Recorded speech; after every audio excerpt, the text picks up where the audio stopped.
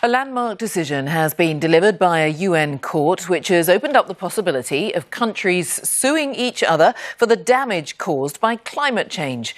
The case was the largest ever heard by the International Court of Justice in The Hague and is the result of a campaign begun by a group of young law students from these islands in the South Pacific. The court's opinion isn't legally binding, but could have wide-ranging consequences, as our climate editor Justin Rolat reports.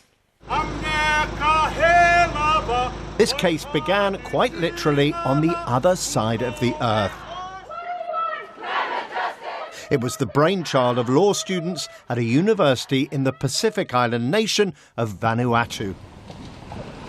6 years later, and in a landmark decision, the International Court of Justice here in The Hague cleared the way for countries to sue each other over climate damage.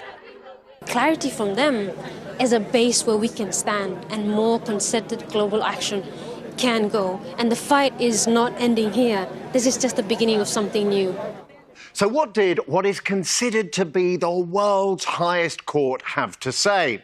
It rejected the argument made by some richer countries that their commitments to existing international climate agreements were sufficient and stressed the duty of all countries to prevent significant harm to the environment.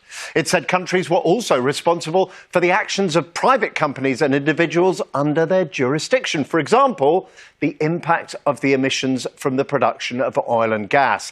Failure to meet any of these responsibilities could result in legal action, the court warned, potentially including financial compensation to other countries for the damage caused by climate impacts. But the court's opinion is not binding, and it acknowledged that working out who caused climate impacts could prove very difficult. Nevertheless, some legal experts said it was a victory for climate-vulnerable nations.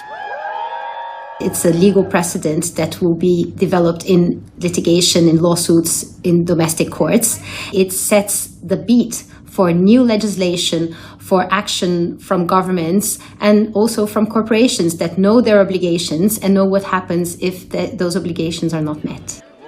The BBC understands the first case using the opinion could be brought as soon as next week.